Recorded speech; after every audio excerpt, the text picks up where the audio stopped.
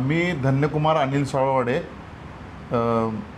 माझा चिरंजीव जय धन्यकुमार सावळवाडे त्याच्याबद्दल आज बोलण्यासाठी त्याच्याबद्दल माहिती मी तुम्हाला जे आम्हाला जे वाटलं, आम्हाला जे फिलिंग झाली म्हणा, किंवा आम्हाला जे आम्ही सगळं लक्षात आलं किंवा आम्ही सगळं केलं, तर 10वीला हा सामान्य मुलांच्यासारखाच असा काय टॉपर नव्हता किंवा हे 88 किती 95% 97%.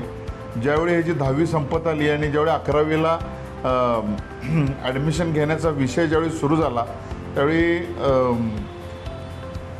उंटवाले सर आणि हे कुंभार सर यांनी सगळे येऊन आम्हाला सगळं समजावून सांगितलेलं. तर समजावून त्यांनी सांगितलं आणि आम्ही समजावून घेतलो. ह्याच्यापेक्षा महत्त्वाचं हे होतं की आम्हाला जे माहीत नव्हतं ते यांनी सर्व सांगितलं. पुढच्या सगळ्या गोष्टी झाल्या की IIT म्हणजे काय, किंवा ते राजस्थानमधलं मोठं कॉलेज आहे, मुंबईमधलं मोठं कॉलेज आहे. काही आत्ताचे आईवडिलांना, काही 5% आईवडिलांना सगळं बऱ्याच माहिती असते, पण बऱ्याच आईवडिलांना जे काय माहीत नव्हतं ते ह्यांनी सांगितल्यानंतर आणि आम्हाला आता कळालं की बाबा हे येऊन आम्हाला एवढं सगळं सांगतात, सगळं करतात, म्हणजे ह्या गोष्टीतून ह्यांनी सगळं मुलांना घडवण्याचं काम प्रयास अकॅडमी करत आहे. म्हणून आम्ही निर्णय घेतला की बाबा प्रयास अकॅडमी, आम्ही बाकीचे पण ऑप्शन होते, बाकीकडे पण चौकशी केली, पण त्यांच्यापेक्षा ह्यांच्याकडं सगळ्या गोष्टी आम्ही यांना बऱ्याच गोष्टी मी शंका वगैरे सगळ्या विचारल्या. ज्या मी शंका ह्यांना विचारत होतो त्याचं ह्यांनी डिटेलमध्ये सगळं आम्हाला त्याचं विस्तृत आम्हाला स्पष्टीकरण दिलं. ते फार आवडलं आम्हाला. आणि ह्यांची अगोदरची परंपरा ह्यांनी चालू ठेवलेली आहे की मुलं मोठ्या चांगल्या ठिकाणी कसं शिकतील. मी त्यांना सांगितलं की बा आमचा पण मुलगा किंवा बाकीचे जे टॅलेंट होत जातील ते सगळे ह्या बाजूने सगळं जायला पाहिजेत. आज यांची सगळी मुलं जवळजवळ इंजिनिअरिंगला पास होऊन त्यांच्या अभ्यास केलेल्या कॅटेगरीनुसार ते आपापले सगळे ॲडमिशन घेत आहेत आणि पुढं आयुष्यात सरकत आहेत. प्रयास अकॅडमीमध्ये हा 11वी 12वी शिकत असताना आम्ही निर्णय घेतला की प्रयास अकॅडमीमध्ये का जायचं.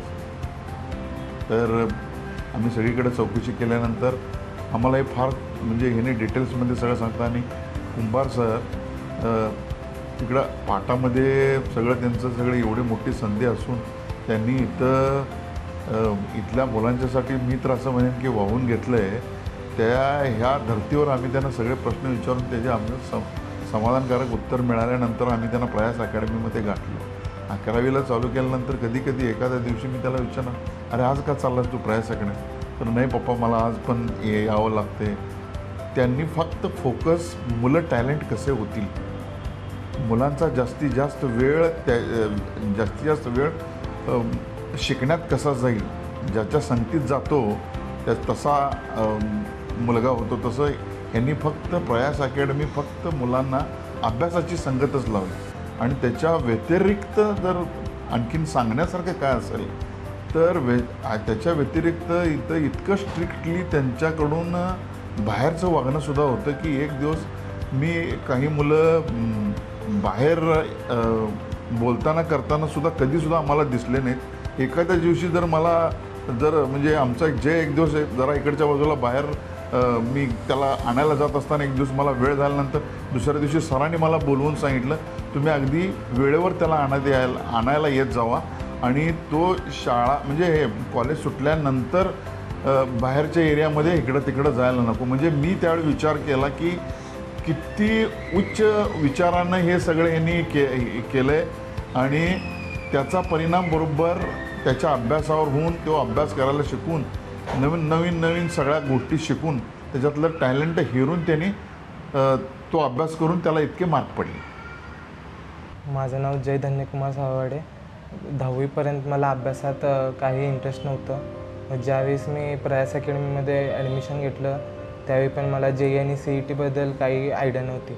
ज्यावेळी श्री सरांनी मला एक्झाम जे पण JEE आणि CETबद्दल इन्फॉर्मेशन दिली त्यावेळेस मला पहिल्यांदा समजलं की JEE आणि CET काय असतं, कोणत्या कॉलेजेसच्या ॲडमिशनसाठी असतं. ज्यावेळेस मी ते ॲडमिशन घेतलो जे पण सर मला सांगत होते ते ऐकून मला मोटिवेशन आलं.